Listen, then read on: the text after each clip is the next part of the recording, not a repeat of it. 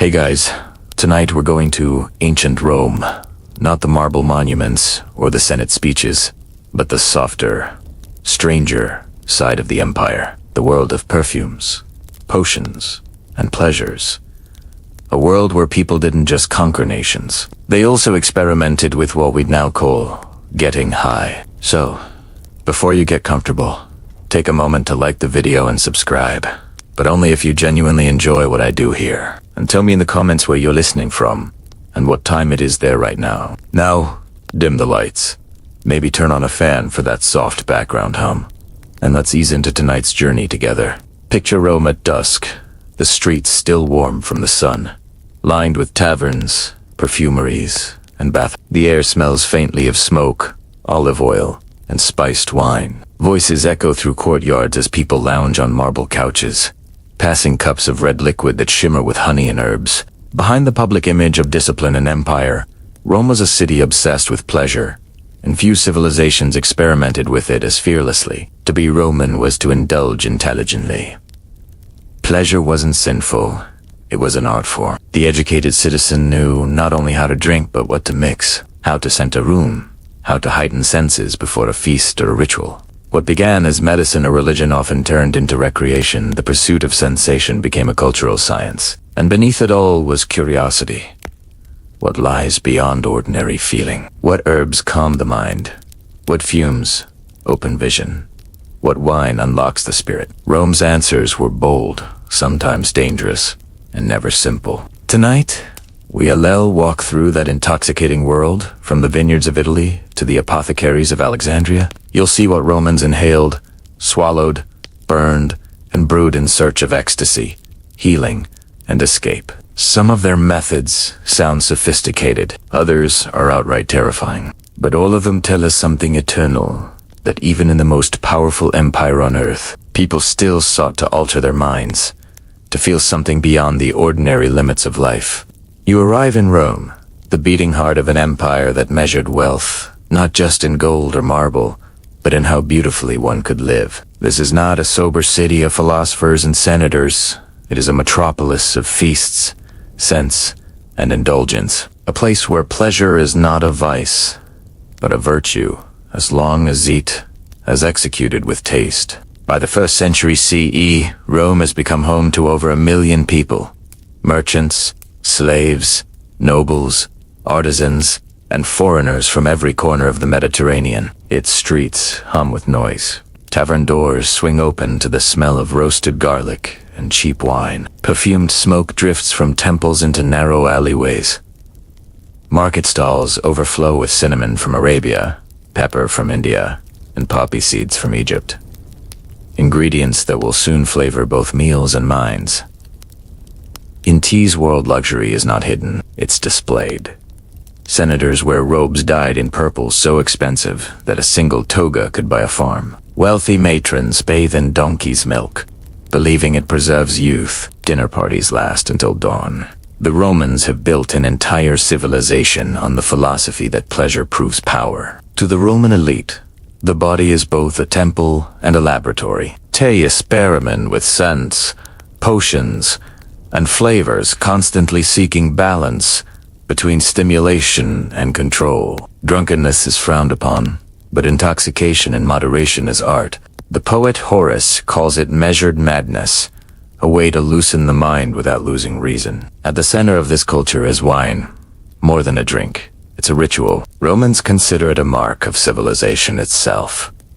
To drink wine is to be human. To drink water alone is barbaric. Yet no Roman ever drinks wine pure. It's always mixed with water, honey, herbs, or sometimes something far stranger. In elegant villas on the Palatine Hill, guests recline on couches while servants pour red wine diluted with snow malt from the apple. The host may add myrrh for aroma, or saffron for color, or perhaps a pinch of ground poppy to deepen the night. To the untrained, the mixture tastes sweet and harmless. To the expert, it carries a slow warmth that blurs time. Even ordinary people have their versions of indulgence. In the taverns of Trastevere, sailors and laborers drink poscathe cheap, sour wine cut with vinegar, but they too mix it with herbs to clear the head or calm the nerves. Some of these herbs, like henbane or mandrake, were known to bring vivid dreams. Few cared whether those dreams were divine or dangerous. In tea, thus another kind of intoxication thrives. Not through drinking, but through steam and scent. The air is thick with oil and resin. Inhaled deeply, the mixture relaxes muscles and quiets the mind. Roman physicians like Pliny the Elder note that certain fumes open the brain or bring soft forget. He is speaking of incense, but his words could describe much more. The Romans inherited this fascination with altered states from many sources. The Greeks, who worshipped Diana, the Egyptians, who used opium and blue lotus in rituals, and the Persians, who burned cannabis in ceremonies. Rome absorbed them all. The empire's genius was not invention, but integration, taking what others had discovered and refining it into daily luxury. Pleasure in Rome was also a performance. The powerful used intoxication to show control. A man could drink heavily and still speak eloquently. A woman could attend banquets, perfumed with rare resins, and remain poised. To lose composure was vulgar. True sophistication lay in knowing the exact edge between pleasure and excess. And yet, for all their rules and refinement, the Romans were addicted to stimulation. In the same city that built aqueducts and libraries, people whispered recipes for dream potions and laughing draughts. Apothecaries near the Forum sold dried herbs imported from Crete and Syria. Some harmless, some hallucinogenic. Physicians mixed tonics that promised both health and happiness, often blurring the line between cure and indulgence. Rome, in its golden age, is therefore both rational and restless, disciplined in structure, but secretly obsessed with transcendence. Beneath the marble order of empire, its citizens are searching for release, for oblivion, for a spark that makes them forget the weight of conquest and politics. In this pursuit of sensation, the Romans show the first modern understanding of intoxication, not as escape from life, but as exploration of it. To fel more, to si more. To be briefly infinite. That was their quiet rebellion against mortality. If there was one thing that united every level of Roman society from emperors to slaves, it was wine. To the Romans, wine wasn't merely a beverage. It was civilization in liquid form. They believed that the gods had gifted it to humankind to separate the cultured from the barbaric. To drink wine was to participate in Roman identity itself. But the wine of antiquity was not the clear, refined drink we know today. It was dense, sweet, often cloudy, and astonishingly strong. Straight wine was considered crude. It was always diluted, usually in a ratio of 1 part wine to 2 or 3 parts water. Drinking it undiluted, called maram, was something only drunkards and savages would do. Romans prided themselves on moderation, but their moderation had style. The typical Roman convivium, or dinner party, began with a mixing bowl, called a crater, where the host blended wine with water, honey, herbs, and occasionally salt or spices. The mixture might include myrrh, cinnamon, or saffron, not just for taste, but for effect. Myrrh soothed the throat. Saffron lifted mood, and cinnamon warmed the body. Batsomehos, those who sought to impress or intrigue, added ingredients that were far less innocent. Texts from Pliny the Elder and Dioscorides describe wines infused with opium, mandrake, or henbane, all known to induce drowsiness or euphoria. These were sometimes prescribed medically, but in private gatherings, they were used recreationally. The wealthy could afford to turn medicine into luxury. One famous variety was conditum paradoxem, literally surprising spiced wine, made with pepper, dates, saffron, and honey. Another, vinum somniferum, was prepared with poppy extract, a sleep-inducing wine. Physicians like Galen used it for surgery, but it appeared on banquet tables as a curiosity. Its effects described as softening the mind and dulling the cares of the day. The wine trade itself was enormous. Amphorae arrived from every province: Gaul, Hispania, Crete, Egypt, and the islands of the Aegean. Each region specialized in a flavor, some thick and resinous, others sweet and spiced. The most prestigious came from Falernian, a vineyard on the slopes of Mount Falernus near Camp, aged 4 decades in clay jars. Falernian wine could be as strong as 16% alcohol, powerful even by modern standards. Roman poets turned wine into metaphor. Horace called it liquid sunshine. Ovid described it as the key to Venus' door. Seneca, the philosopher, warned against excess but admitted that a good cup loosens the knots of the soul in every case. Wine was tied to the pursuit of emotional clarity, or at least the illusion of it. Even the gods demanded their share. The cult of Bacchus, the Roman version of Dionysus, turned intoxication into a form of worship. During secret rites held in wooded groves or underground holes, initiates drank heavily, danced, and entered trances, believed to bring them closer to the divine. The Senate eventually banned these Bacchic rituals in 186 BCE, fearing they encouraged rebellion and moral decay. But the fascination with ecstatic release never disappeared. It merely went private. Among common citizens, wine had practical as well as spiritual value. It purified water, acted as antiseptic, and served as mild pain relief. Soldiers received daily rations. Farmers drank it with meals. Even children, according to some accounts, were given watered wine. The empire flowed on it, literally and culturally. Yet behind the ritual of dilution and refinement, the Romans quietly experimented. Recipes survived describing wines mixed with seawater, ashes, or even lead acetate, which made the flavor sweeter but toxic over time. Lead poisoning became a silent health problem among elites, whose luxurious tableware and stored wines leached the metal into their blood. It was an irony of Roman excess, the pursuit of pleasure slowly poisoning its masters. There are wines for everything. Wines for courage, for sleep, for passion, for forgetting grief. Apothecaries near the Forum sold therapeutic blends promising to cure melancholy or inspire love.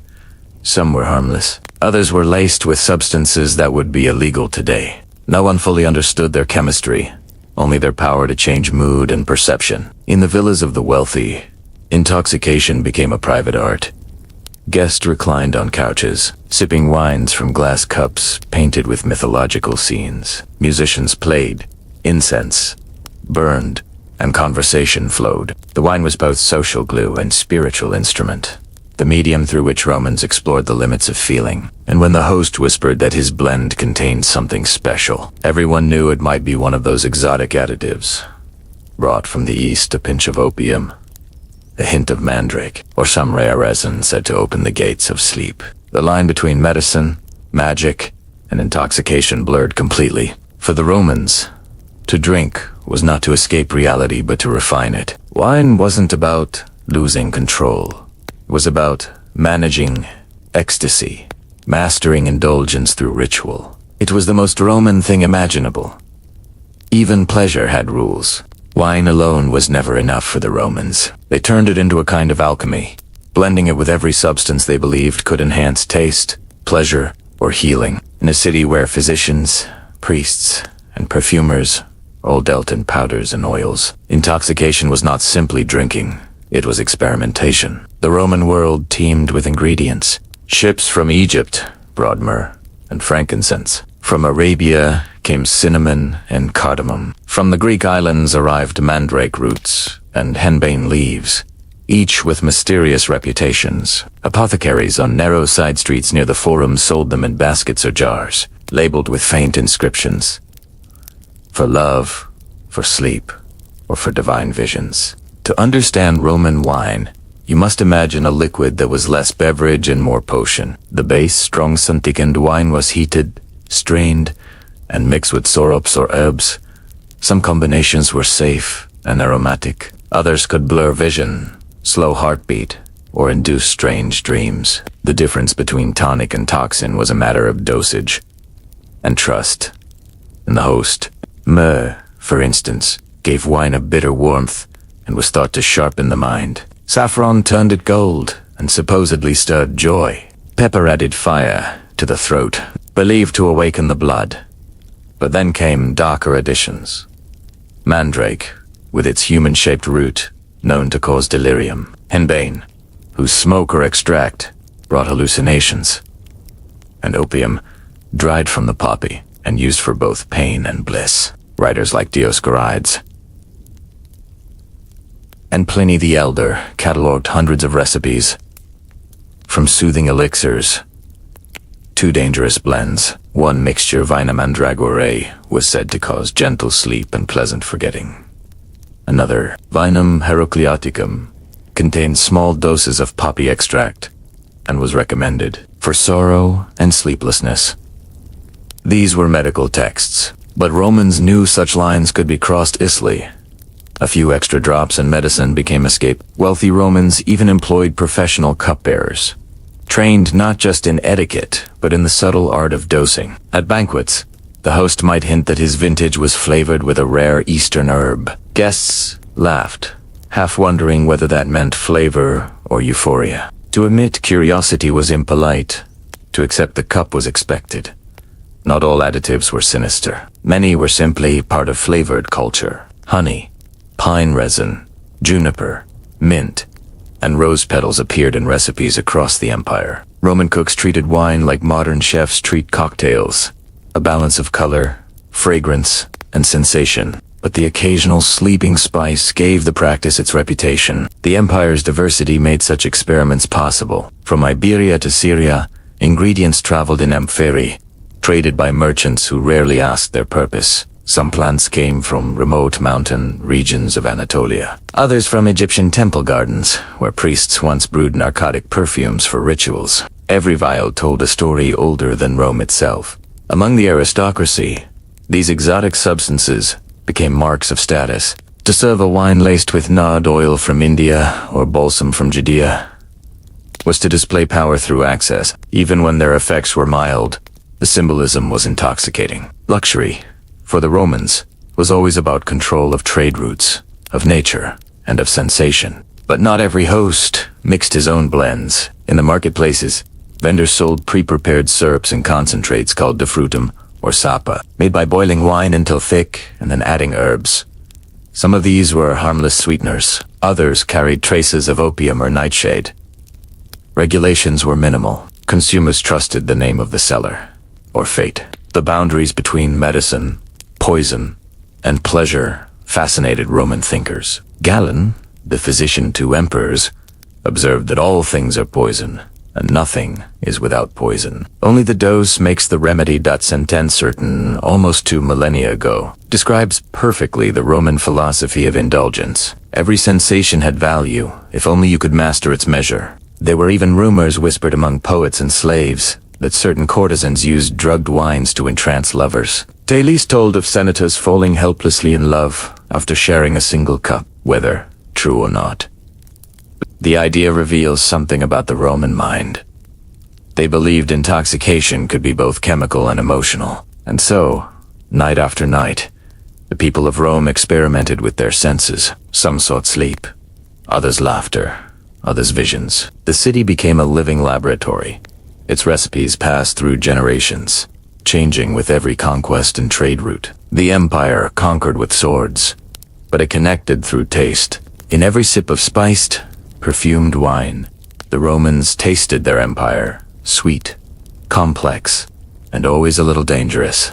In Rome, there was no clean line between medicine, magic, and intoxication. The same plants that healed the body were thought to open the soul. Physicians, priests, and fortune-tellers often used the same ingredients: poppy, mandrake, henbane, and countless herbs, now forgotten, to chase both wellness and wonder. Roman medicine was built on Greek foundations, the works of Hippocrates, Theophrastus, and later Dioscorides, and Galen guided physicians across the empire. But in practice, healing was experimental, local, and frequently mystical. Doctors prescribed not only herbs and oils but also amulets, prayers, and rituals. To cure a fever or calm the nerves, one might wear a charm, chant to Apollo, or sip a potion that dulled pain while clouding thought. Dioscorides, in his De Materia Medica, recorded more than 600 plants used for healing, including many that had powerful psychoactive effects. The poppy was described as sleep-bringing. The mandrake is capable of producing forgetfulness of pain and consciousness. Both were used by surgeons to sedate patients. Galen, who treated gladiators and emperors alike, wrote that a drop of poppy juice in wine loosens pain, and leads to soft dreams. The language was gentle, but the reality was potent. Roman doctors used opium as both medicine and escape. It soothed headaches, stomach cramps, toothaches, and grief. Apothecaries sold it in pastes or pills. Some blended it into syrups called theriaca, originally an antidote to poison but later a cure-all, and one of the empire's most profitable concoctions. Theriaca Andromachi, named after the physician Andromaches, was said to contain more than 60 ingredients: cinnamon, anise, myrrh, pepper, wine, and opium. Officially, it was for treating snake bites or infections. Unofficially, it became a luxury tonic for those who could afford it. A spoonful brought calm, sleep, and sometimes vivid dreams.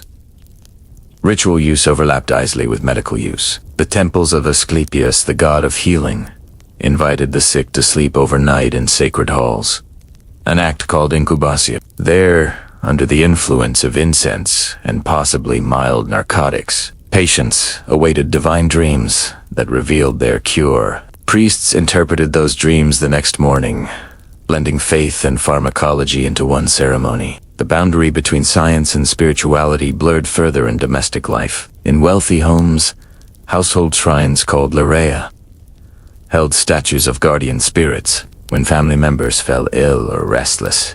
Offerings of wine and herbs were burned to soothe not just the body, but the invisible forces believed to cause imbalance. Among women, midwives and herbalists preserved a secret knowledge of plant-based medicine. They used silphium, now extinct, as a contraceptive, rue and myrtle to ease childbirth pain, mandrake to induce sleep or passion. Some of these plants could calm anxiety or intensify emotion. Others could kill in slightly higher doses. Their wisdom, passed through generations, was often dismissed by male physicians as superstition, yet it kept households alive. In the public baths and temples, incense played a major role. Burning resins like frankincense and labdanum released fragrant smoke that could relax or stimulate. Romans believed the gods enjoyed the aroma as much as the worshippers did. What few realized was that prolonged inhalation of such resins, especially when mixed with cannabis or myrrh, produced a mild narcotic effect. These rituals offered something deeper than physical relief. They promised control over uncertainty. A potion could not only treat pain, but also guarantee sleep before battle, focus during study, or even courage in love. Each bottle, each herb, represented humanity's oldest wish to master its own mind. But there were risks. Misuse was common, and deaths from overdosing on sedatives appear even in Roman records. Pliny the Elder, ever the cautious observer, warned against those who seek healing through oblivion. His phrase captures the tension of Roman life, a civilization that worshipped control, yet flirted constantly with surrender. Still, in the grand libraries of Alexandria and Pergamon, scholars continued to catalog herbs and their effects with precision. They understood their danger, but they also saw beauty in their power. The human mind, Table-ibed, was a frontier worth exploring, even if it meant walking the line between medicine and magic. By the height of the empire, the knowledge of these substances had spread everywhere, from imperial doctors, treating senators, to village healers, mixing potions for love or sleep. The Romans had inherited an ancient science and given it new ambition: to use nature not only to cure, but to alter. For them, intoxication wasn't rebellion, it was curiosity, an attempt to touch the divine through the senses, one sip, one breath, one dream at a time. Of all the substances that moved through Roman markets and apothecaries, opium was the most valued, the most mysterious, and the most quietly dangerous. It came from the poppy plant, Papaver somniferum, the sleep-bringer, whose milky sap, when dried, became a powerful sedative. The Romans didn't invent its use. They inherited it from the Egyptians and Greeks, who had long praised its ability to dull pain and summon dreams. But Rome, as always, organized it, traded it, and turned it into empire-wide commerce. The journey of opium began far from Italy. In the eastern provinces, Asia Minor, Cyprus, and Egypt, farmers scored the green poppy pods with small knives, collected the white resin that seeped out, and dried it into dark lumps. From there, merchants packed it in clay jars and shipped it across the Mediterranean. By the 1st century CE, it was a familiar product in Roman ports like Alexandria, Ephesus, and Puteoli. Apothecaries called it opium and kept it behind counters, stored in sealed boxers away from light and heat. Roman physicians considered opium a gift from the gods, potent, unpredictable, and indispensable. Dioscorides classified it as both a poison and a medicine, depending on the dose. Galen recommended it to soothe pain and produce sleep, but warned that, taken to excess, it brings eternal sleep. He used it in salves for wounds, in drops for headaches, and in pills for coughs and insomnia. Its effects were known well enough that doctors dosed by the grain. A fraction too much could kill. Despite its risks, opium became one of the most common ingredients in Roman medicine. It was used in surgery, allowing physicians to operate on patients who might otherwise die of pain or shock. It treated fevers, gout, melancholy, and the grief of loss. Mixed with honey, it became meconium, a syrup given to restless children, a chilling precursor to later centuries. Soothing syrups. The empire's elite also found more personal uses for it. In the villas of wealthy patricians, opium appeared in private medicine chests, often labeled as for sleep or for the nerves. Chronic pain was common in a world without anesthetics, but the line between treatment and indulgence blurred eyes. A noble who began taking opium for migraines might continue long after the pain was gone, chasing the calm that followed each dose. Roman trade routes ensured a steady supply. Ships carried poppy resin from Cyprus and Crete, where it was cultivated under imperial supervision. Inscriptions from warehouses in Egypt mention Papaver sucus, juice of the poppy. Among their stored goods, the demand was constant, and profits enormous. It was not an illegal substance. It was a respected commodity, sold openly, prescribed regularly, and taxed like any other import. Opium's presence extended beyond medicine into ritual. Priests of Asclepius burned small amounts during healing ceremonies, believing it opened the patient's mind to divine dreams. Some scholars think that even oracles, such as those at Delphi or Didyma, may have used similar narcotic fumes to induce trance states centuries earlier. In this, Rome continued an ancient Mediterranean tradition of seeking prophecy through altered consciousness. For the ordinary citizen, access came through apothecaries and herbalists. Recipes survived in Roman manuals, describing mixtures like theriaca, diacodium, and opiate plasters. The latter were applied directly to the skin to dull localized pain, a crude but effective form of transdermal anesthesia. Diacodium, a poppy syrup, was given to those afflicted with restlessness or sleeplessness, often alongside wine. The most famous of these preparations, theriaca and romaci, had become a near-religious medicine. Emperor Nero's physician, Andromachus, claimed it could cure any poison. His recipe contained honey, cinnamon, ginger, myrrh, and generous amounts of opium. Every physician after him copied it, refining the formula but never removing the key ingredient. It became so revered that emperors kept personal supplies and distributed it to their court physicians. The effects were complex. In small amounts, opium produced calm, warmth, and detachment. In larger doses, it caused euphoria, confusion, and vivid dreams. Sensations described by Roman writers as divine sleep or soft delight. Some poets even hinted at it in verse. Lucretius, in de rerum natura, speaks of drugs that steal pain and lull the soul to rest. Though he never names opium directly, the description fits perfectly. There were, of course, dangers. Overdose deaths were occasionally recorded, though often disguised as illness of the stomach or failure of the heart. Long-term users suffered what later generations would call dependence. Galen noted that frequent use enfeebles the body and the mind until waking becomes intolerable. Even then, the drug remained too valuable to ban. The Romans understood risk, but prized relief more. Opium was, in many ways, a symbol of the empire itself, both powerful and precarious. It conquered pain, expanded horizons, and dulled the edge of reality. It was medicine, comfort, and temptation in one. Through it, the Romans discovered what every civilization eventually learns, that the search for pleasure and the desire for peace often share the same path, and sometimes the same price. Long before chemistry, Rome had its own hallucinogens.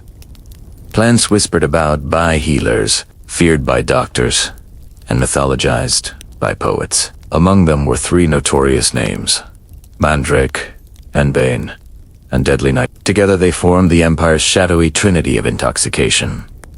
Remedies in small doses, poisons in excess, and mysteries in between. Te mandrake, ime, andragora, officinaru, ime, was perhaps the most famous. Its root often grew in twisted, human-like shapes, and that eerie resemblance gave rise to legend. People claimed it screamed when pulled from the ground, a cry so terrible it could kill whoever heard it. To harvest it safely, Roman herbalists were said to tie the plant to a dog. The dog's movement would uproot it and absorb the curse. The tale was superstition, but it reveals how deeply Romans feared and respected the plant's power. In practical use, mandrake was known as a sedative, an aphrodisiac. Physicians steeped its root in wine to create a narcotic drink used before surgery or childbirth. The doctor Dioscorides advised taking half a drachma to produce sleep, but warned that double that amount could bring death. For pain, it was miraculous. For pleasure, dangerous. Some lovers mixed small amounts into wine, chasing euphoria that blurred into dreamlike calm. Henbane, Hyacinamus niger, was even trickier. Its seeds and leaves contained chemicals that distorted vision, quickened heartbeat, and caused vivid hallucinations. Roman apothecaries called it insana herba, the insane herba. It was prescribed to dull toothaches or calm muscle spasms, but its real fame came from its ability to alter the imagination. Users described sensations of flying or floating, their bodies paralyzed while their minds drifted. Later folklore about witches flying on broomsticks likely derived from ancient henbane salves. Deadly nightshade, or belladonna, was the most lethal of the three. Romans used it sparingly, primarily in cosmetics and poison. Women applied small drops of its extract to dilate their pupils, giving a dark, luminous look, hence the name belladonna, beautiful lady. But its ingestion caused dizziness, delirium, and eventual paralysis. Assassins, courtiers, and emperors alike knew of its darker applications. Even the cautious Pliny the Elder warned, "In it lies both beauty and death." Despite their risks, these plants fascinated Roman physicians. They blurred the line between medical science and mystery, a reminder that knowledge and danger often grew from the same root. The empire's doctors understood their chemistry imperfectly, but sensed their potential. Combined in precise proportions, the trio could relieve agony. Mixed carelessly, they ended lives. In certain religious or mystical circles, mandrake and henbane took on ritual importance. Small doses were burned with incense during Bacchic rites, believed to open visions of the divine. The fumes were said to reveal glimpses of gods or ancestors, or simply to dissolve fear and inhibition in the ecstatic crowd. Whether those visions were spiritual or chemical hardly mattered. In a city where faith and sensation intertwined, both were sacred. These plants also held symbolic value. Mandrake represented fertility and renewal, its human form thought to embody life itself. Nightshade, dark and seductive, symbolized temptation. Henbane stood for transformation, a bridge between sanity and dream. Their dual nature, healing and deadly, mirorad Rome, as own contradictions. Disciplined on the surface, indulgent underneath. Doctors, philosophers, and poets debated their use endlessly. The Stoics condemned such substances as weakness. The Epicureans defended them as tools of enlightenment. Ordinary Romans saw them as curiosities, reserved for the wealthy or the reckless, and yet they endured in medicine, in magic, and in myth. When Roman surgeons performed operations, a few drops of mandrake wine spared the patient's screams. When lovers sought passion, henbane found its way into secret perfumes. When assassins plotted, belladonna finished what politics began. The empire's understanding of the mind was primitive, but its curiosity was immense. These plants offered a glimpse into the inner world, the ability to silence pain, to distort time, to see beyond the senses. The Romans didn't have the language of chemistry, but they had the language of experience. They learned by feeling, sometimes fatally. The legacy of these substances would survive Rome itself. Medieval herbalists would rediscover their recipes. Renaissance alchemists would chase their visions, and modern pharmacology would eventually isolate their active compounds. Atropine, scopolamine, iosciamine still used in medicine today. For the ancients, though, the mystery remained unsolved. In a civilization that worshipped reason but adored sensation, mandrake, henbane, and nightshade were both temptation and teacher, reminders that knowledge, like intoxication, always comes at a price. If wine was Rome's liquid intoxication, incense was its invisible one. Smoke curled through every part of Roman life. Temples, baths, bedrooms, and banquets. It was perfume, medicine, and sometimes quiet intoxication. The Romans didn't always drink. Their weight altered states.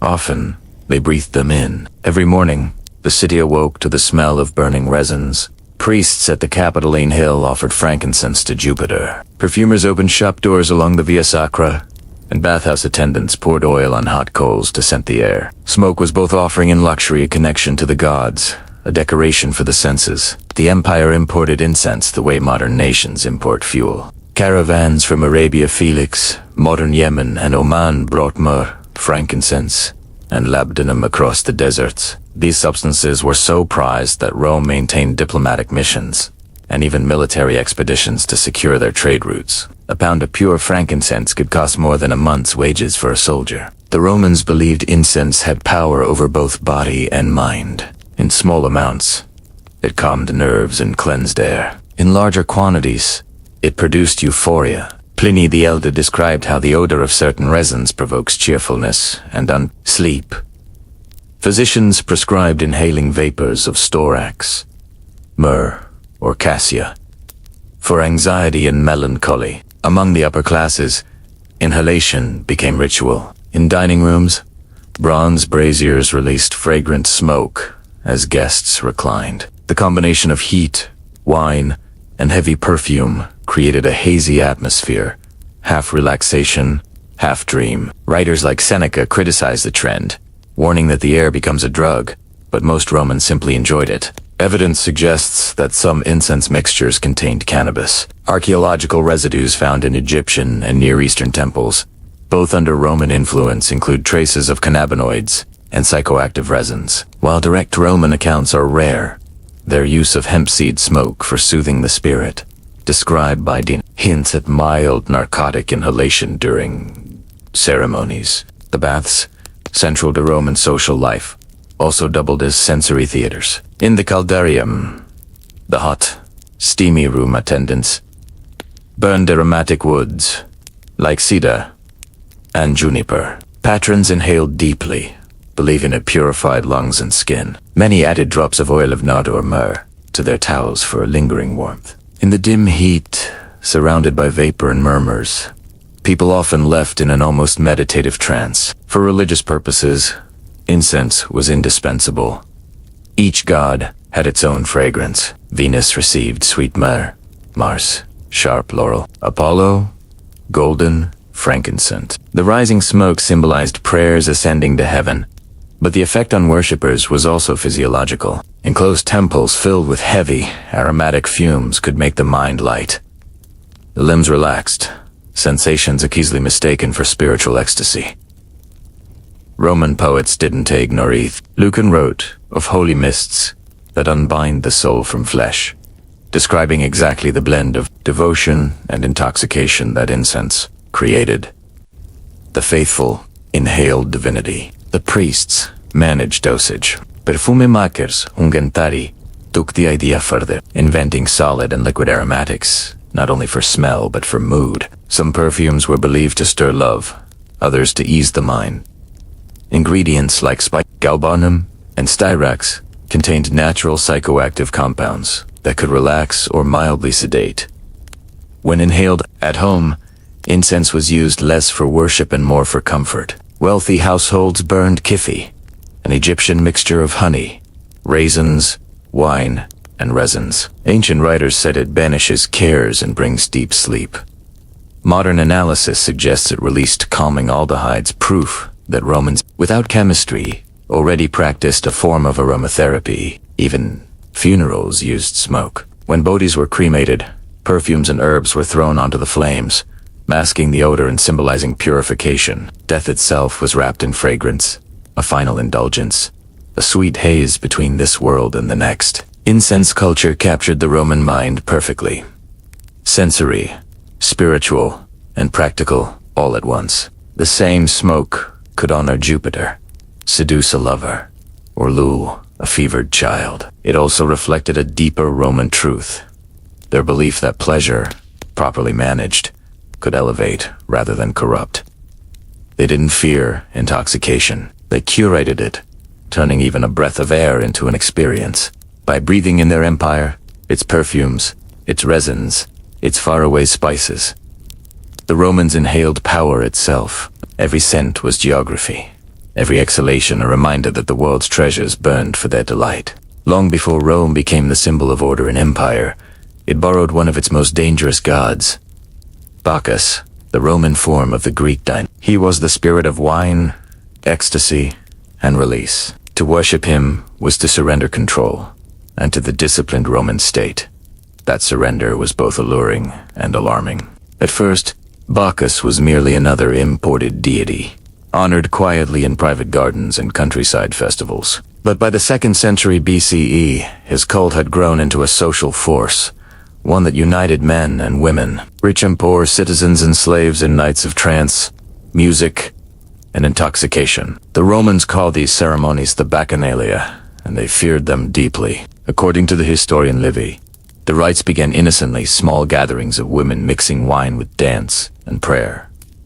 But as they spread through Italy, they transformed. The participants met at night, deep in wooded groves or hidden chambers, chanting, drinking, and entering states of frenzy. Music and motion dissolved identity. Participants shouted to God's name and felt themselves filled with him. To the Roman mind, these was the opposite of the civic order that defined their world. In 186 BCE, the Senate issued the Senatus Consultum de Bacchanalibus, banning the cult except under strict state supervision. Thousands were arrested, many were executed, yet despite official suppression, the spirit of Bacchus never disappeared. The attraction was simple and timeless. Liberation. Roman society was rigid, divided by class, gender, and duty. Bacchic rites offered escape from hierarchy, from restraint, from self. To drink wine and lose oneself was to taste freedom. The ceremonies promised not just pleasure, but transcendence. The feeling of merging with the divine. Wine, of course, was central. The participants drank it undiluted, flavored with honey and herbs, like ivy and myrtle. Drums and flutes kept a relentless rhythm. As the night deepened, inhibition fell away. Witnesses claimed to see worshippers fall into trances, eyes wide, speaking in voices not their own. Whether those states were spiritual possession or the effects of alcohol and herbal additives, the experience felt divine. Even after the crackdown, versions of the Bacchic tradition survived within private feasts and mystery religions. The cult of Isis, popular in Rome's later centuries, adopted similar ecstatic rituals, incense, music, and altered states that brought worshippers closer to the goddess. The boundary between faith and intoxication blurred again. Philosophers tried to make sense of it. Cicero dismissed Bacchus as a god of noise and wine, but Seneca saw something deeper. He wrote, "Bacchus teaches us not to lose the mind, but to see how narrow it is." To him, the Bacchic trance symbolized the human search for meaning beyond logic, a glimpse of freedom from the constraints of duty and reason. In art and literature, Bacchus became the eternal youth crowned with ivy, his followers the Maenads and satyrs, dancing in ecstatic abandon. Wall paintings from Pompeii showed their wild processions, women with loose hair, men with flutes and tambourines, all circling around wine vats and altars. These were not warnings, but invitations. Even in suppression, Rome could not resist fascination with what it feared. Over time, Bacchic imagery softened. Instead of chaos, artists depicted harmony Bacchus as the god who brings joy, music, and fertility. The poet Ovid wrote of him as the comforter of sorrow, the friend of sleep. The transformation mirrored Rome's relationship with intoxication itself. From terror to tolerance, from repression to refinement. In private, elite Romans recreated Bacchic ecstasy in controlled form. Their banquets, or convivia, became miniature bacchanalia. Dim rooms filled with perfume, rhythmic music, and endless cups of spiced wine. They called it entertainment, but the goal was the same. To blur itches to feel lighter than flesh. Even the empire's later festivals, Saturnalia, Floralia, and others, carried traces of Bacchic liberation. For a few days each year, social rules inverted. Masters served slaves. Men dressed as women. Citizens drank freely. It was chaos with the calendar. Intoxication as tradition. What Rome once outlawed, it later institutionalized. Because it understood, perhaps better than any civilization before or since, that pleasure and order are twins. To rule the world was exhausting. To forget oneself, briefly, was divine. In the Bacchic trance, Romans found what no law or empire could give. The illusion of equality, of unity, of boundless joy. Whether the god was real or not didn't matter. The feeling was, and so, through the beat of drums, the taste of wine, and the blur of torchlight, Bacchus remained immortal. The god of ecstasy in a city obsessed with control. The Romans approached love with the same ambition they brought to politics, as something to be mastered, enhanced, and, when possible, manipulated. In a world where pleasure was considered both art and achievement, aphrodisiacs were as essential to Roman life as perfume or wine. The pursuit of passion was a kind of science, mixing observation, superstition, and pharmacology into one intoxicating discipline. Love potions were not taboo in Rome. They were business. Apothecaries near the Forum sold small vials labeled with promising phrases. Ad amor for love, or ad venerem for desire. Housewives, courtesans, and senators alike bought them, hoping to inspire affection, rekindle aging marriages, or secure loyalty from a lover. The ingredients varied wildly. Some botanical, odors animal. Some are harmless, odors deadly. Among the most famous was cantharides, known later as Spanish fly, derived from a bright green blister beetle. It was dried, crushed, and added to wine. In small doses, it irritated the urinary tract, producing warmth that was mistaken for arousal. In larger amounts, it caused ulcers, delirium, and death. Romans knew the risk, but used it anyway. A testament to how far they would go for desire. Other substances were more benign. Honey, ginger, and pepper were common, believed to heat the blood. Satyrion, a type of orchid root, earned its name from the lustful satyrs of myth. The physician Dioscorides recommended it for stirring the seed of love. Rocket, or arugula, was cultivated in temple gardens and eaten before romantic encounters. Even cabbage seeds, oddly enough, were considered effective by some Roman writers. Perfumes and oils played their part too. Nod, myrrh, and cinnamon oil were rubbed onto the skin before feasts and encounters. The Roman poet Ovid, in his Ars Amatoria, The Art of Love, described how scent was a weapon of seduction. The perfume of Arabia triumphs over the sword. But these oils did more than smell pleasant. When absorbed through the skin or inhaled, they produced mild stimulation, heightening warmth and sensitivity. Some concoctions crossed from sensual to supernatural. Fortune tellers known as sagae or veneficae literally poisoned women mixed potions they claimed could bind lovers. Their recipes blended herbs like rue, myrtle, and mandrake, often accompanied by chants and incantations. Whether the ingredients truly affected passion or the mind's belief did the work, Romans didn't care. They wanted the illusion of control over the unpredictable heart. In upper-class circles, aphrodisiacs became status symbols. To serve a dish seasoned with rare spices or a drink mixed with Eastern herbs, was to display access to distant provinces. Banquets featured oysters from the coast of Bahia, truffles from Africa, and peppered honey cakes, all believed to awaken desire. The connection between exotic flavor and erotic power was deliberate. Foreignness meant potency. Even emperors were rumored to indulge. Caligula, notorious for excess, reportedly ordered special aphrodisiac wines at his private feasts. Nero favored perfumed oils, said to inflame the spirit. Later gossip blamed these potions for moral decay, but they reveal something deeper about Rome's culture. Its conviction that pleasure could be engineered. Medical texts treated aphrodisiacs with surprising seriousness. Galen listed them under stimulants, classifying which foods and plants excite the seed. He noted that pepper, garlic, and onions kindle the vital heat, while lettuce cools the desire. Roman physicians thus prescribed diets according to whether patients wanted to inflame or suppress passion, a kind of emotional pharmacology. In the provinces, folk remedies flourished. In North Africa, dried scorpions were ground and mixed with honey. In Gaul, lovers drank mead infused with nettles. In Egypt, priests sold amulets shaped like phalluses, believed to carry the blessing of men, god of fertility. Every region added its own imagination to Rome's endless appetite for sensation. The most dangerous aphrodisiacs were those that worked indirectly, by poisoning. Stories spread of wives or rivals who slipped too much cantharides or nightshade into their victims' cups.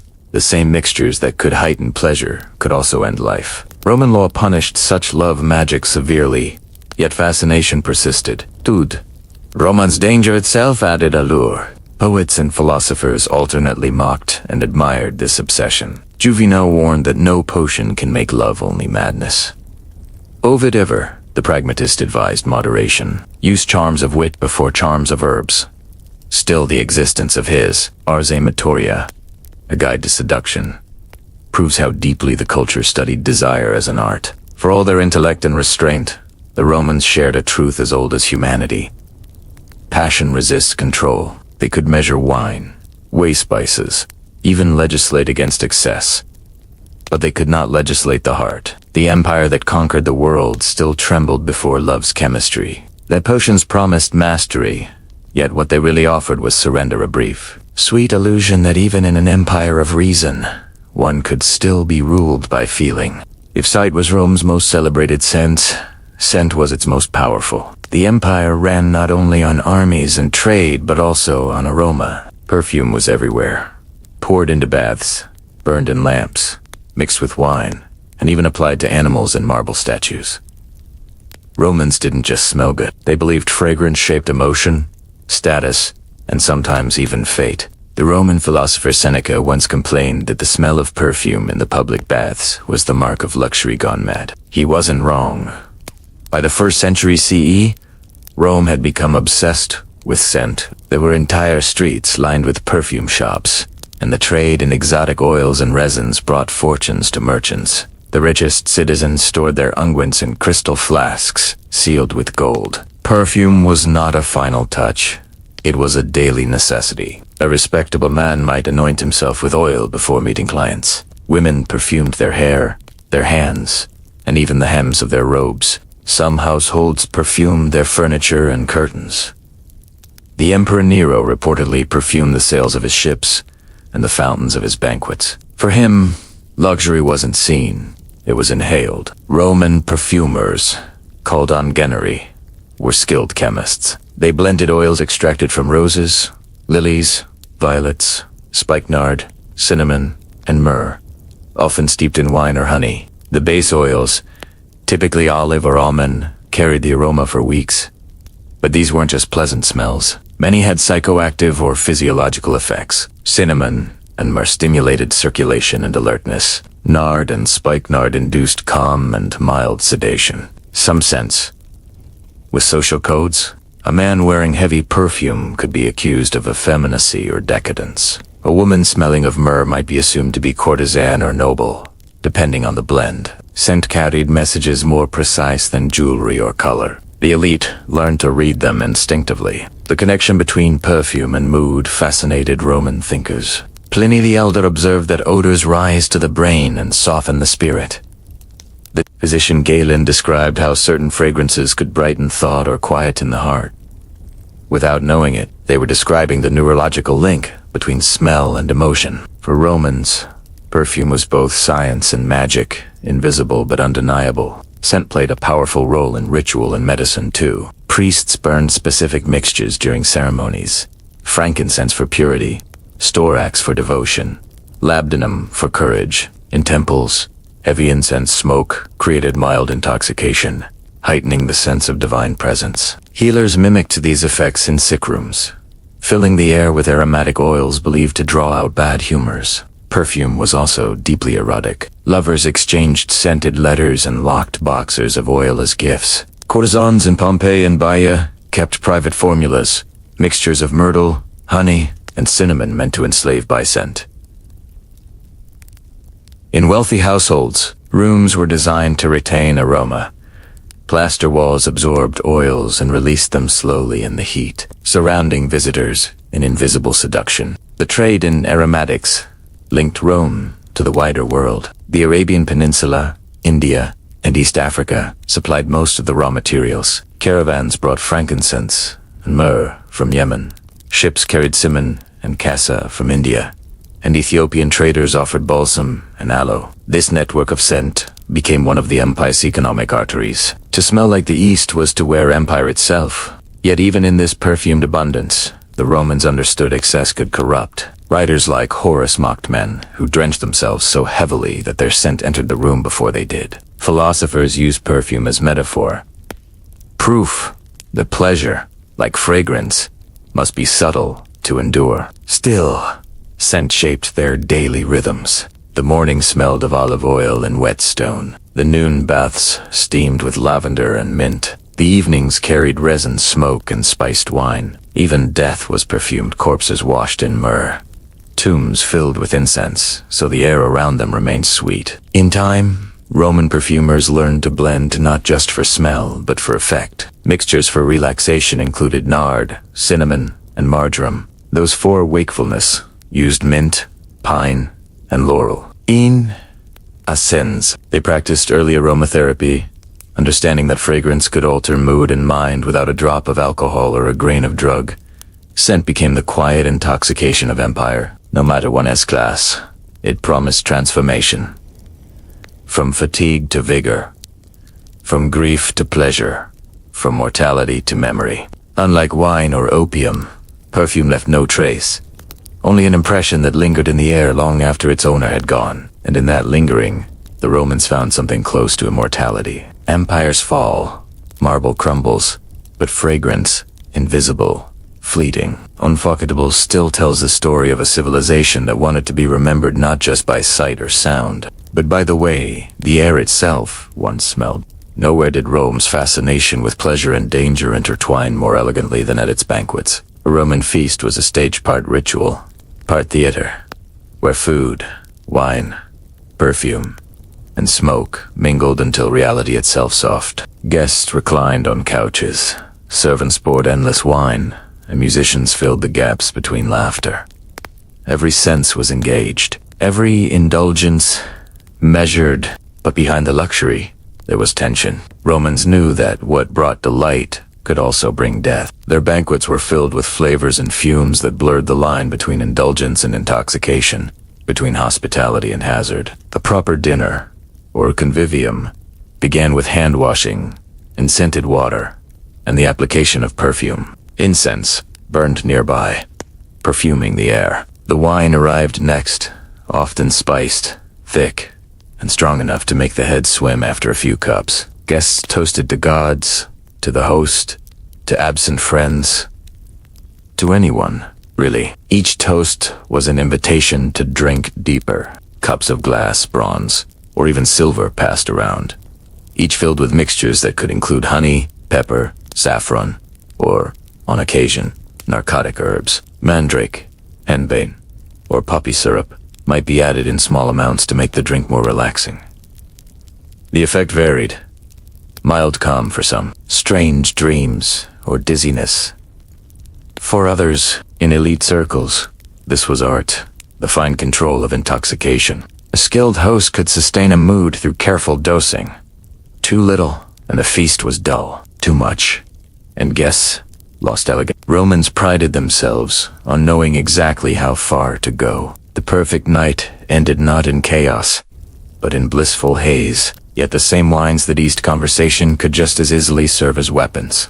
Poisoning was an old Roman fear, so persistent that hosts sometimes employed slaves to taste wine before serving it. Political rivals, jealous spouses, or ambitious heirs, all could slip a drop of nightshade or cantharides into a goblet. The difference between ecstasy and agony was one herb, one heartbeat. Writers like Juvenal mocked the paranoia, but it had basis in truth. Stories circulated of Emperor Claudius, allegedly poisoned by mushrooms served by his wife Agrippina, and of Locusta, a professional poisoner employed by Nero. Every feast was a gamble. Trust, pleasure, and survival bound together in one act of drinking. The air itself could intoxicate. In the dining halls of the wealthy, braziers burned with exotic incense and perfumes. The combination of heat, smoke, and aroma often produced mild narcotic effects. Guests, reclining and inhaling deeply, reported sensations of floating, of losing track of time. The poet Petronius, in a Satyricon, described banquets where the ceiling seemed to move, and the stars themselves leaned closer. Music played its part. Flutes, lyres, and water organs filled the space with rhythm. Combined with incense and wine, sound became part of the intoxication, not just heard, but felt. The banquet was a microcosm of the Roman mind. Rationality choreographed around deliberate surrender. Even the food could heighten sensation. Dishes of oysters, peppered dormice, honeyed dates, and truffles were considered aphrodisiacs. Guests believed certain combinations, sweet and salty, warm and spiced, stirred the humors and awakened desire. The Romans didn't know chemistry, but they knew effect. And all of it, the perfumes, the flavors. The buzz of conversation happened beneath ceilings painted with myths of Bacchus, Venus, and Apollo. Art mirrored experience. The gods looked down upon mortals reenacting their pleasures, reminding everyone that even luxury had divine approval. Yet by the end of the empire, indulgence had become spectacle. Emperors like Elagabalus were rumored to serve flamingo tongues, gold-lift pastries, and dishes laced with powders to amuse the blood. Whether or not the stories were true, they captured a truth about late Rome, that excess had become identity. To dine in Rome was to live on the edge of sensation, in a world where smoke could sanctify or suffocate, where every cup might soothe or kill. And perhaps that was the essence of Roman intoxication. Pleasure always shadowed by danger, refinement always flirting with ruin. By the 1st century CE, Rome's appetite for sensation had created a vast network of trade, a web that stretched from the deserts of Arabia to the ports of India, the mountains of Anatolia, and the markets of Alexandria. The same routes that carried grain, silk, and gold also carried intoxicants, herbs, resins, wines, and powders that promised sleep, pleasure, or visions. The Roman Empire didn't have drug trafficking in the modern sense. It had commerce. Everything that altered the mind was legal, as long as it was taxed. Apothecaries sold poppy extract and mandrake openly. Perfume merchants imported incense that could calm or sedate. Wine traders shipped amphorae, steeped with resins and honey that blurred the boundary between drink and medicine. The empire's genius wasn't invention, it was distribution. In Egypt, Alexandria was the pharmaceutical capital of the ancient world. Its port received opium from Thebes, cannabis from Nubia, and spices from India. Local physicians refined them into syrups, powders, and oils, recording formulas on papyrus scrolls. These recipes spread northward through Greek and Roman physicians. Even Galen, who practiced in Rome, relied on Egyptian methods for his famous pain-relieving mixtures. From Arabia, caravans brought myrrh, frankincense, and cassia through the Red Sea to Roman ports. These resins were burned in temples and mixed into perfumes, but their chemical properties mildly sedative, anti-anxiety, made them essential to the Roman idea of calm luxury. Their trade was so valuable that Augustus stationed legions in Egypt and Nabatea to protect caravan routes. From TST's ships sailed from the ports of India loaded with cinnamon, pepper, and an elusive substance called malabathrum, a leaf oil used as both fragrance and stimulant. Roman doctors prescribed it for fatigue and heaviness of spirit. Indian merchants also introduced cannabis and betel nut, which appeared in some Roman medicinal recipes under Greek names. Even within Europe, the drug economy flourished. Gaul produced potent herbs like henbane, valerian, and wormwood. Hispania exported honey and mineral salts used to preserve medicinal syrups. In Asia Minor, the poppy fields of Phrygia and Cappadocia supplied opium to physicians across the empire. Each of these substances traveled in amphorae and sealed jars, carried by merchants who often didn't know or didn't care how their goods would be used. Rome's supply chain was astonishingly efficient. What began as ritual incense in Yemen might end as perfume in Pompeii, or as medicine in a senatoress household chest. Prices reflected both rarity and risk. A pound of pure myrrh could equal a soldier's monthly pay. A vial of imported balsam oil from Judea was worth more than silver. Opium, concentrated and sold by weight, circulated among the elite, not because it was banned, but because it was expensive. Access was privilege. Roman law barely touched the trade. Regulation came only through guilds and taxation. Apothecaries, called pharmacapulae, were licensed craftsmen who sold herbs, oils, and compounds. Their shops lined busy streets near temples or markets. Inside, shelves of glass jars and bronze scales gleamed under lamplight. Customers came with written prescriptions or whispered requests for strong sleep or forgetfulness. Some of these merchants were honest, others opportunists. Complaints survive in Roman satire about dealers who sell madness instead of medicine. But the business thrived because the empire itself depended on it. Roman soldiers used painkillers after battle. Priests needed incense for ceremonies. Nobles demanded perfumes for feasts, and physicians required sedatives for surgery. The entire society ran on substances that dulled pain or elevated mood. This global network also made Rome a knowledge hub. Pharmacological manuals circulated like textbooks. Dioscorides, De Materia Medica, became a bestseller of its age. Copied, annotated, and translated across languages. It listed over 800 plants and minerals, their uses, and their effects. It was both science and advertisement, evidence of how deeply the Romans had commercialized chemistry before understanding it. The empire's drug routes mirrored its ambitions. Wide, organized, profitable, traders in Arabia and India grew wealthy, supplying the Roman craving for luxury and calm. In return, Rome exported glass jars, metal tools, and coin, spreading its economy through the very substances that altered perception. But there was irony in that system. The same goods that soothed Rome as citizens also symbolized its growing dependence, not only on pleasure, but on foreign imports. As philosopher Seneca warned, we are rich only in what comes from elsewhere. His words carried an edge. The empire's stability rested on substances grown in other lands, harvested by other hands. By the late empire, the flow of intoxicants had become unstoppable. Even as borders shifted and cities fell, the trade in scent, wine, and narcotic herbs continued. The markets might change, masters, Roman, Byzantine, Arab, but the appetite remained eternal. In this, the Romans left a legacy more lasting than conquest. The first truly global drug economy, built not on addiction but on curiosity and the human desire to feel something different. For all their indulgence, the Romans were not careless hedonists.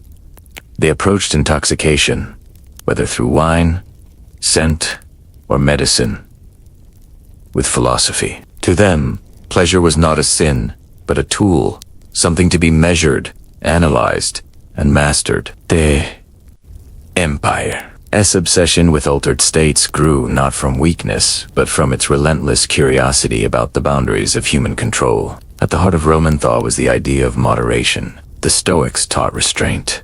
The Epicureans sought balance. And even the pleasure-loving poets praised measure over excess. Nothing in excess, Nikidnimis, could have been the motto of the empire's social order. To be drunk was vulgar. To be elegantly tipsy, refined. To dream under a mild opiate was civilized. To depend on it was shameful. The Romans believed the difference between dignity and disgrace lay not in the act, but in the discipline. Writers like Seneca, Cicero, and Pliny often condemned those who sought oblivion rather than experience. He who flees from himself will find nothing, Seneca wrote, warning against those who used drink or drugs to avoid thought. Yet even he admitted that a small madness refreshes the soul.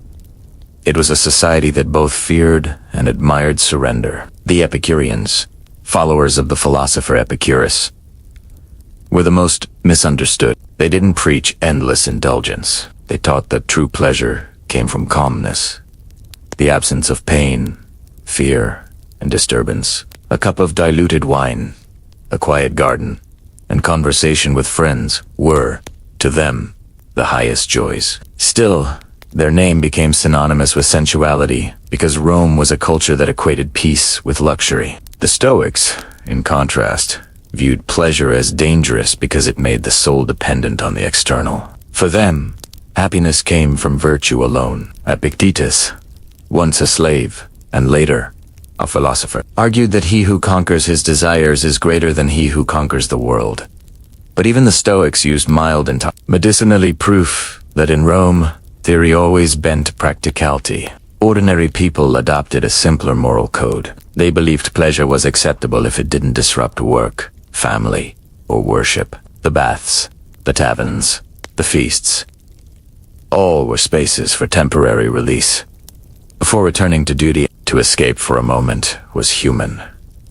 To live and escape was weakness. Religion complicated the matter. Traditional Roman worship valued composure and clarity, but mystery cults, from Bacchus to Isis to Mithras, taught that the divine could only be approached through altered states. Trance, music, and intoxication became spiritual tools, what philosophers called folly, believers called revelation.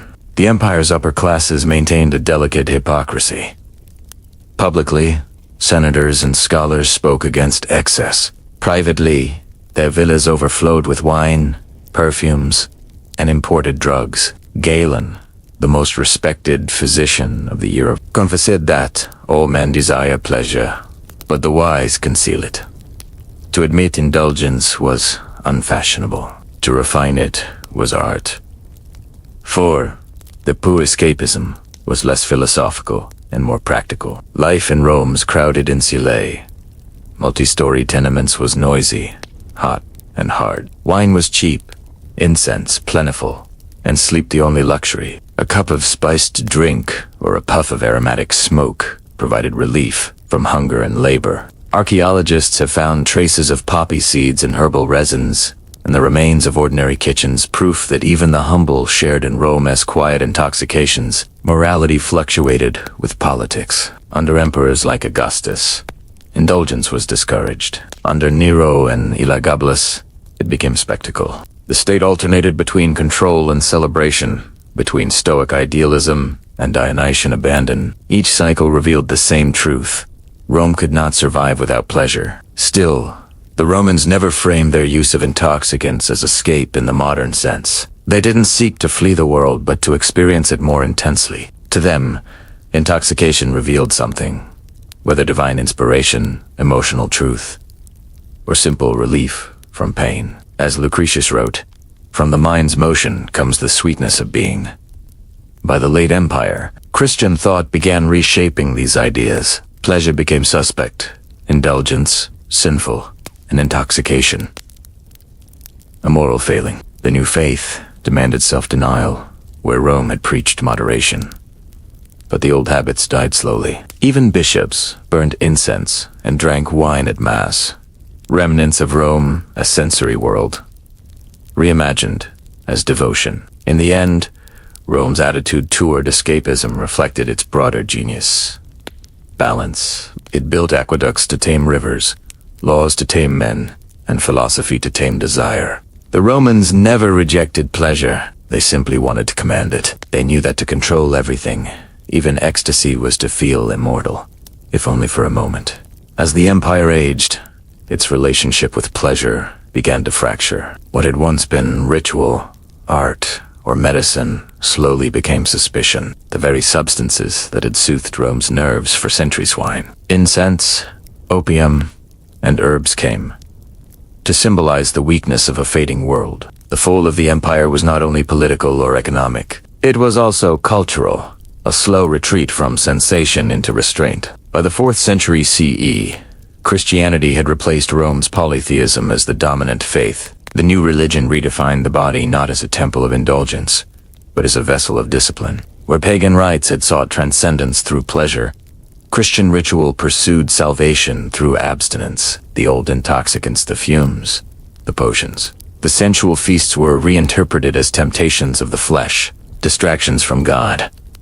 Early Christian thinkers such as Augustine of Hippo condemned drunkenness and excess as moral corruption. He who seeks joy in the cup, Augustine wrote, finds not delight, but slavery.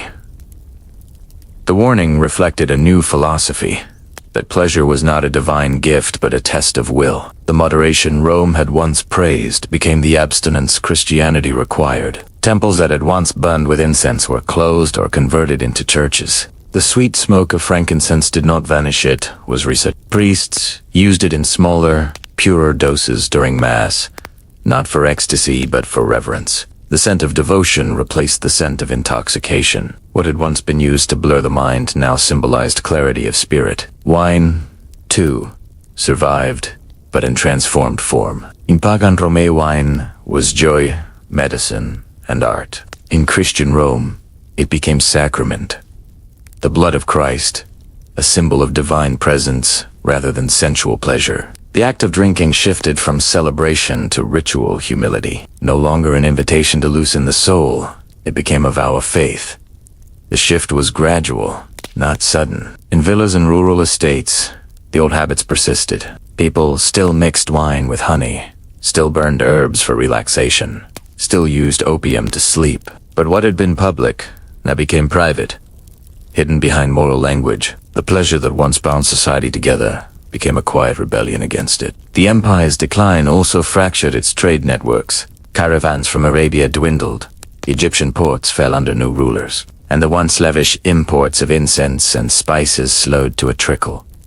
The perfumeries of Rome closed, their artisans faded into history. The poppy fields of Asia Minor still bloomed, but their resin traveled less often to the Tiber and more toward Persia and India, where new empires had risen. Even medicine changed tone. The surviving works of Galen and Dioscorides were copied by monks, but their recipes were more or less stripped of sensual language and refitted for Christian virtue. Herbs of the devil became forbidden, though often used quietly in monasteries under other names. Mandrake remained in use, but only as an anesthetic, its mystical reputation suppressed. Art followed the same trajectory. Where frescoes of Bacchus once filled dining rooms, churches now painted saints in calm stillness.